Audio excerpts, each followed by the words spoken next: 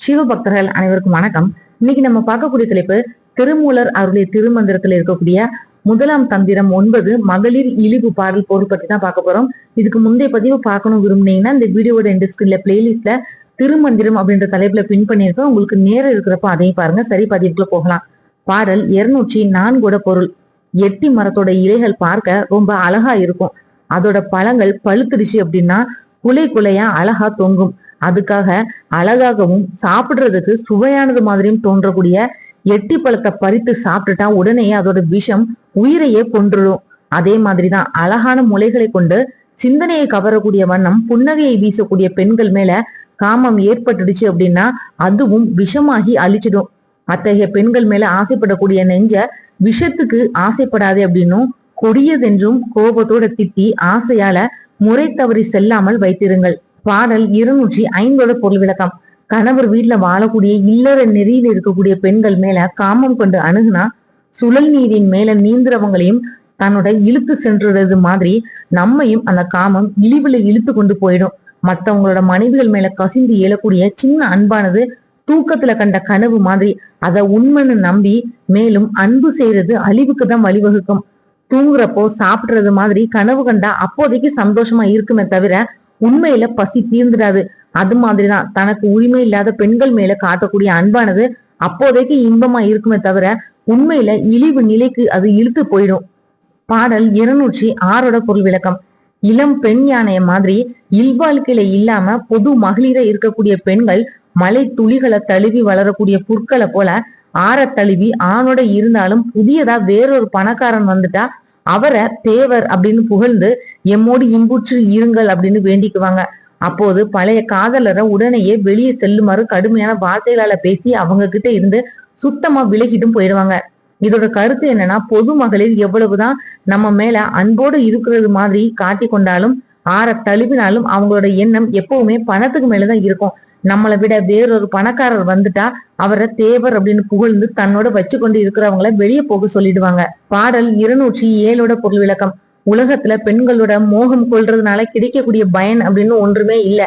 இது உண்மை ஞானத்தை உணர்ந்தவங்களோட உள்ளம் கண்ட விதி. கையில பணத்தை வச்சா கரும்பு சாறு மாதிரி இனிக்க பேசி பழகக்கூடிய பெண்கள் அந்த பணம் தீர்ந்துடுச்சு அப்படின்னா வேப்பங்காயா கசிந்து பேசி விலகிடுவாங்க. இத்தகைய பெண்கள் மேல மோகம் கொள்றது நமக்கு நாமே வைத்துக் கொள்ளக்கூடிய கசப்பு இதுன்னு தெரிஞ்சுக்கோங்க. பாடல் 208 பொருள் விளக்கம். உணவா மாறக்கூடிய விளையக்கூடிய பயிரை பாசி பிழிந்த குளத்தோட அடியில நட்டா அது விளையாம பாசியோட பாசியாகி அழிஞ்சு போயிடும். அதே குளத்தை பாசி நீக்கி தூர்வாரி வரக்கூடிய வரைக்கும் நீரை சேமித்த அந்த நீர் பெரும் விளைச்சலுக்கு உதவும்.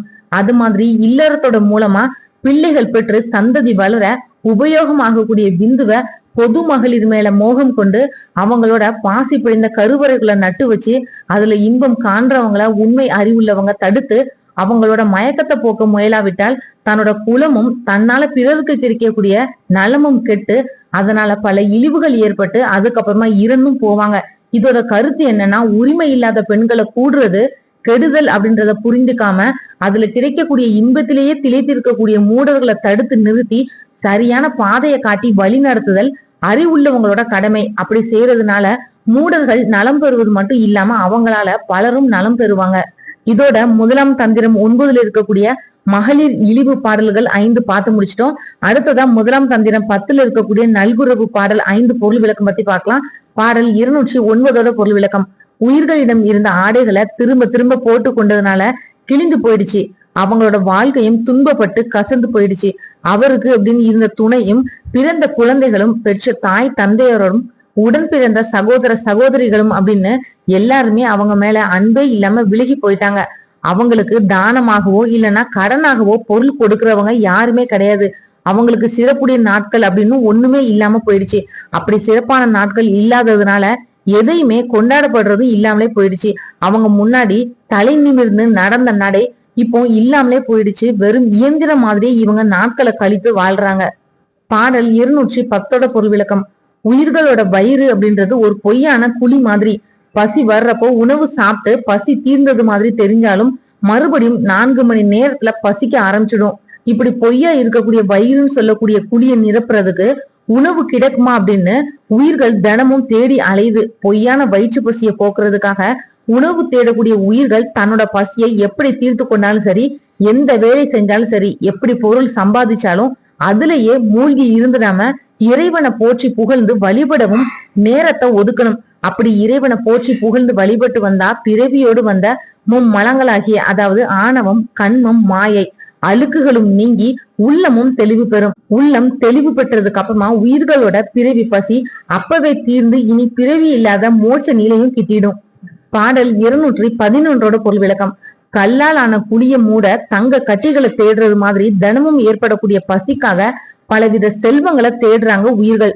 கல்லால் ஆன குழியை எப்படி தங்கத்தால நிரப்ப முடியாதோ அதே மாதிரிதான் வயிற்று பசிய எத்தனை வகையான செல்வம் சேர்த்தாலும் நிரந்தரமா தீர்த்திட முடியாது. நிரந்தரமா பசியை தீர்க்கிறது எப்படி அப்படின்ற அறிவை தெரிஞ்சுக்கோங்க. அப்படி நிரந்தரமா பசியை தீர்க்கிறது எப்படி அப்படின்ற அறிவை தெரிஞ்சிட்டா அது மூலமா இனி எப்பவுமே பசி வராமல் இருக்கும்படி ஆன்மாவோட அனைத்து அழுக்குகளும் நீங்கி பிறவி இல்லா பெருவாழ்வும் கிடைச்சிடும். பாடல் 212 பொருள் விளக்கம்.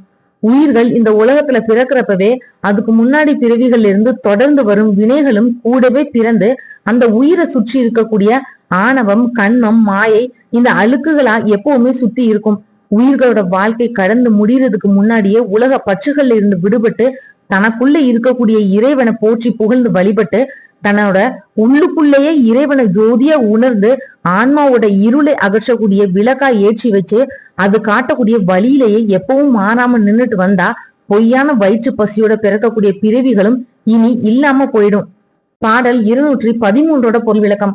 உயிர்கள் அதாவது கண் பார்த்தல், காது கேட்டல், மூக்கு நுகர்தல், வாய் சுவைத்தல், மெய் தொடுதல் அதாவது உணர்ந்தல் இந்த 5 இந்திரியங்களோட உதவியால உயிர்களோட பசி உணவு சாப்பிட்ட உடனே தீர்ந்துட்டாலும் அதே இந்திரியங்களாலதான் ஆன்மாவுக்கும் இறைவனுக்கும் இருக்கக்கூடிய தொடர்பையும் அறுத்துடுது. அதனால உயிர்கள் தான் எடுத்த பிறவில எண்ணிலடங்காத துன்பங்களை பெற்று வருந்தவும் செய்து. மேலும் ஜென்ம வினை, கர்ம வினை, எண்ண வினை, பந்தம், பாசம், பற்று, செல்வம்னு பல வகை காரணங்களாலும் துன்பமும் அடையுது. துன்பத்தோட இறுதியில இனி இப்படிப்பட்ட பிறவியே வேண்டாம் அப்படின்னு வெறுக்கக்கூடிய உயிர்கள் பிறவி இல்லாத நிலையை வேண்டி ஈசன் கிட்ட நிற்கிறான். இதோட கருத்து என்னன்னா, செல்வ செழிப்போட இருக்கிறவங்களை விட வறுமை நிலையில இருக்கிறவங்க விரைவுல இந்த பிறவி வாழ்க்கையை வெறுத்து இறைவனை அடைஞ்சு பிறவி இல்லாத பேரின்ப நிலைய அடைய எண்ணுறாங்க. இதோட முதலாம் தந்திரம் 10ல இருக்கக்கூடிய நல்குறவு பாடல் பொருள் விளக்கம் முடிஞ்சது. அடுத்த ஒரு பதிவுல முதலாம் தந்திரம் 11ல இருக்கக்கூடிய அக்கினி காரியம் 10 பாடல் பொருள் விளக்கம் பத்தி பார்க்கலாம். இந்த வீடியோ உங்களுக்கு பிடிச்சிருந்தா மத்தவங்களுக்கு ஷேர் பண்ணி விடுங்க. இன்னும் முருகப்பெருமான பற்றியும் சிவபெருமானம் பற்றியும் நிறைய தேடல்களுக்கு மறக்காம சேனலை சப்ஸ்கிரைப் பண்ணி பெல் ஐகான் ஆளு கிளிக் பண்ணிடுங்க. அப்பதான் நான் போடுற ஒவ்வொரு பதிவும் நோட்டிபிகேஷன் உங்ககிட்ட வரும். நீங்களும் உங்களோட இஷ்ட தெய்வங்களை பற்றி நிறைய தெரிஞ்சுக்கலாம். நாளைக்கு மற்றும் ஒரு நல்ல தலைப்புல நான் உங்களுக்கு சந்திக்கிறேன். நன்றி. ஆன்மீக தேடல்ல நீங்களும் தேடலாம் உங்களோட இஷ்ட தெய்வத்தை பற்றி. முதல் தடவை நம்ம சேனலை பார்க்குறவங்களா இருந்தீங்கன்னா சப்ஸ்கிரைப் பண்ணி பெல் ஐக்கான் ஆன்னு கிளிக் பண்ணிடுங்க. அப்பதான் நான் போடுற பதிவு உடனடியாக நோட்டிபிகேஷனா உங்ககிட்ட வரும்.